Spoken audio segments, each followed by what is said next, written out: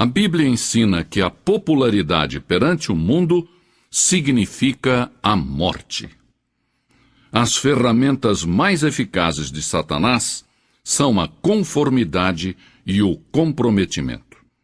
Ele sabe que um homem plantado no meio de um povo pagão é capaz de fazer com que muitas pessoas se voltem para Deus e declarem: porque não me envergonho do Evangelho de Cristo, que é o poder de Deus para a salvação de todo aquele que crê. Romanos 1,16. As palavras do apóstolo Paulo, já não vivo de acordo com as regras deste mundo, pesam e significam muito para nós hoje em dia. Como espada afiada, estas palavras cortam, expondo o nosso modo de viver. Não são palavras amáveis, são ordens com tom de batalha. Separam os débeis dos fortes. Mas são palavras que inspiram e necessitamos escutá-las ainda hoje. Primeiro, não moldemos nossas mentes segundo este mundo, de acordo com a sua propaganda, a sua conversação, a sua filosofia. O mundo executa uma gigantesca tarefa de lavagem cerebral. Às vezes consciente, às vezes inconscientemente, o cristão vive assediado por publicidade secular e mundana. Anúncios que proclamam que o homem elegante prefere tal marca de uísque, dando a entender que os que não bebem uísque não são pessoas de bom gosto. Muitos espetáculos, inclusive no domingo, são dirigidos a quem tem sede de violência, sexo e desrespeito à lei. Parece que um cérebro poderoso e diabólico rege os assuntos deste mundo, e que o seu objetivo principal é lavar o cérebro dos crentes para que se amoldem a este mundo.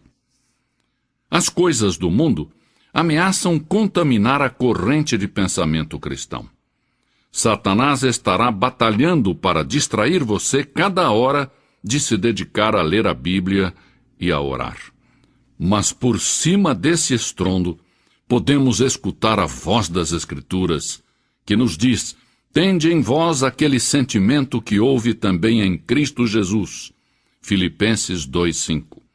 E não vos conformeis a este mundo, mas transformai-vos pela renovação da vossa mente, para que experimenteis qual seja a boa, agradável e perfeita vontade de Deus. Romanos 12:2. Nós, cristãos, não devemos nos amoldar às ansiedades do mundo. Há muitos cristãos que torcem as mãos dizendo: que desastre este mundo! A Bíblia nos diz que o mundo e seus desejos passarão, e que ele perecerá num cataclismo de julgamento. Nós, cristãos, devemos ser luz no meio das trevas. E a nossa vida deve mostrar tranquilidade, paz e gozo no meio da frustração, da confusão e da desesperança. Em segundo lugar, não devemos nos amoldar ao mundo no físico. Este nosso corpo está destinado a ser templo do Espírito Santo. Não devemos nos prostrar perante os templos de Baal. Devemos apresentá-lo completo a Deus, como sacrifício vivo. O nosso vestir, as nossas atitudes e os nossos atos devem ser todos para a honra e a glória de Cristo. O propósito de Deus para nós é que nos amoldemos à imagem do seu Filho. O mundo pode pressionar, tentando deformar-nos, mas Cristo nos disse: transformai-vos pela renovação da vossa mente, para que experimenteis qual seja a boa, agradável e perfeita vontade de Deus. Em terceiro lugar, não devemos nos moldar ao mundo no aspecto social. O mundo tenta nos absorver, metendo-nos em sua sociedade secular e moldando-nos à sua imagem mundana. Mas Cristo nos estimula a não nos ajustarmos a esses critérios. Disse sobre os que creem nele: eles não são do mundo, assim como eu não sou do mundo. João 17:16. Uma grande parte da nossa conversação é mundana e não espiritual. É fácil copiar os hábitos do mundo e passar as noites falando de política, de esportes, modelos de automóveis ou espetáculos da moda. Muitas vezes, esquecemos que acerca da santa conversação devemos edificar-nos uns aos outros e que devemos ocupar-nos das coisas celestiais e não exclusivamente das terrestres. É certo que Jesus comeu com publicanos e pecadores, mas ele não se deixou ser absorvido e moldado pelo grupo. Ao contrário, ele aproveitou cada oportunidade para apresentar a verdade espiritual e levar as almas da morte para a vida. Os nossos contatos sociais devem ser não apenas agradáveis, mas também úteis, como oportunidades para compartilhar a nossa fé com aqueles que ainda não conhecem a Cristo de perto.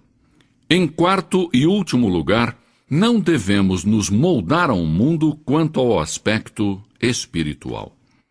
Não devemos ajustar-nos àquele que o mundo define como religioso, mas devemos esforçar-nos para cumprir o que Deus exige para sermos seus discípulos. Nos tempos de Isaías, nenhuma nação era tão religiosa quanto Israel. O templo, estava sempre cheio. O sangue dos sacrifícios fluía no altar. O povo observava estritamente as festas religiosas, e na casa de Deus ressoavam as orações. Mas o culto de Israel carecia de profundidade, de devoção genuína. A nação estava deteriorando a moral, apesar de que as multidões enchiam o templo. Pela boca de Isaías, Deus então disse: Não continueis a trazer ofertas vãs. O incenso é para mim abominação.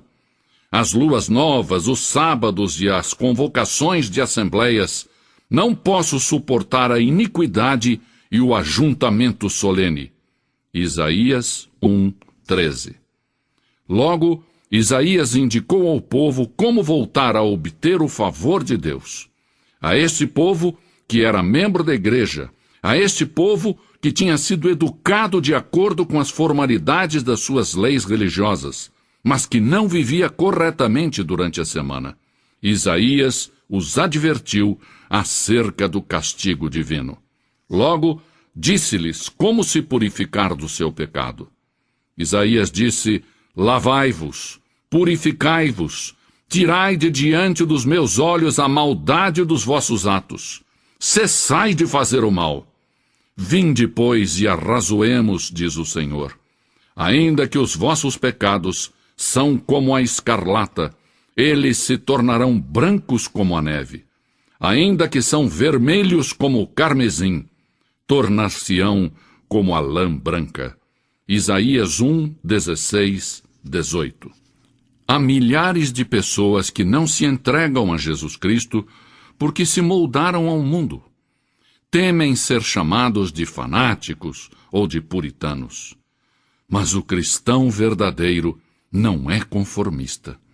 Assim, apelo aos cristãos de todas as partes que se tornem seguidores fiéis de Jesus Cristo, que não se amoldem ao mundo, mas antes, dia após dia, se transformem na própria imagem da pessoa de Jesus Cristo.